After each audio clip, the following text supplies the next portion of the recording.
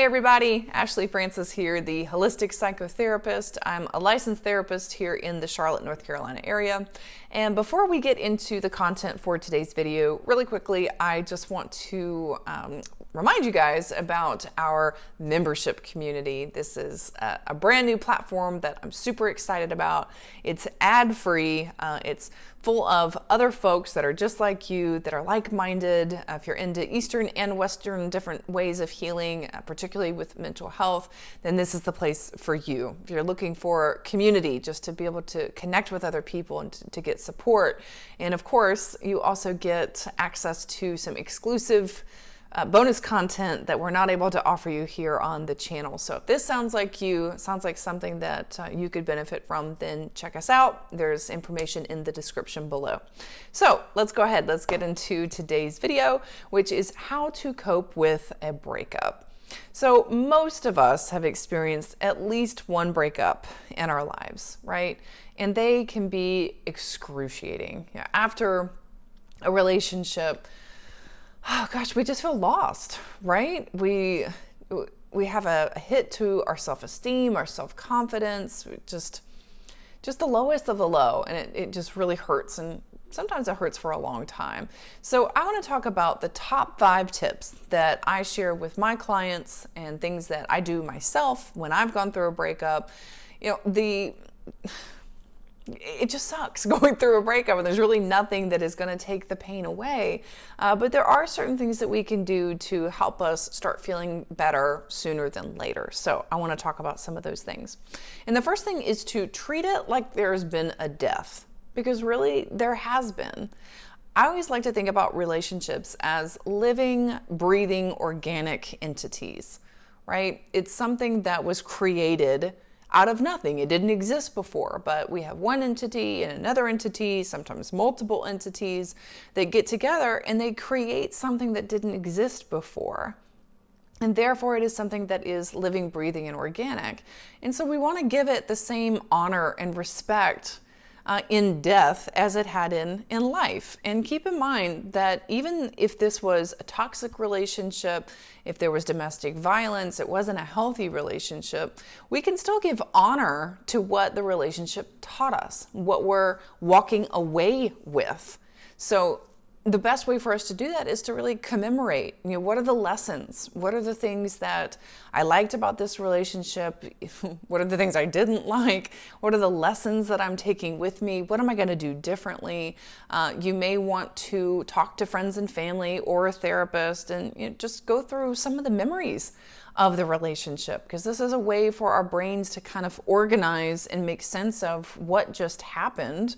And how are we different because of it? Because you most likely are. So yeah, you're kind of having a funeral for the relationship, so to speak, in just being able to commemorate it. And when we do that, we're able to give it closure. That's what it's really all about. And if we don't get that closure, we have that tendency to repeat the same mistakes and the same patterns in our next relationship. So yeah, it's a good idea to mourn the death of the relationship. So the second thing is to change and or modify your environment post-breakup. So a lot of couples or families, polyamorous situations, what have you, whatever type of relationship you are getting out of, you may have lived together. So dividing your homes can be really difficult. Dividing the logistics, the finances, custody if there's kids involved. Gosh, it's just tough, right? So it may require that you move out, or maybe your partner moves out. If you have that availability, it's one of the best ways to get some physical distance from the situation, which then translates into having some emotional distance. Now, if you're not able to move out, maybe you change up the decorating in your place. One of the things that I did after a breakup was I changed my shampoo and conditioner, which sounds so silly and so simple, right? But our sense of smell is very closely tied to our sense of memory. So doing something just so little as that actually had a really big impact on my ability to heal, because I was changing up my associations with common places in the home that used to be shared with my partner. So just even doing modifications to your environment can be really helpful. The next one is to work on developing your new identity. So especially in cases where it was a long-term relationship, you've likely taken on the identity as so-and-so's significant other, right? There were certain roles and responsibilities that you fulfilled when you were part of that partnership, but now that you're now taking on new roles and new responsibilities, and you may not even know what those are yet, but that's okay.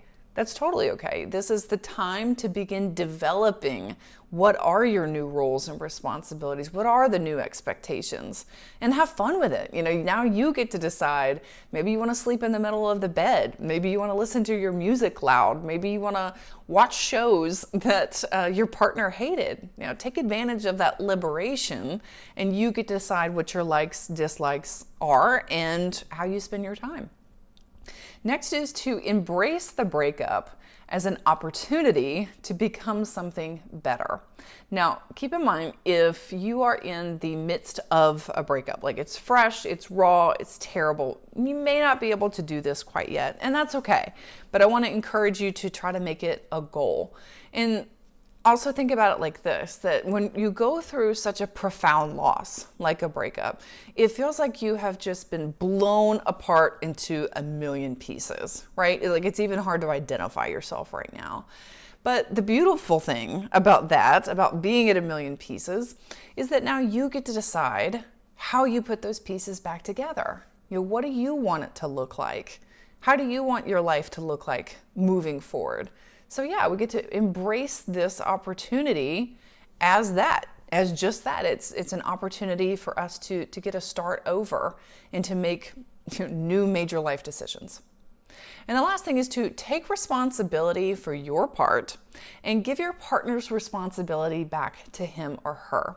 Now again, if you are very fresh post-breakup, this may be really hard to do because you're going to be overwhelmed with a lot of emotions. It's hard to think logically and rationally about the relationship. So you might want to wait until the rawness has kind of run its course.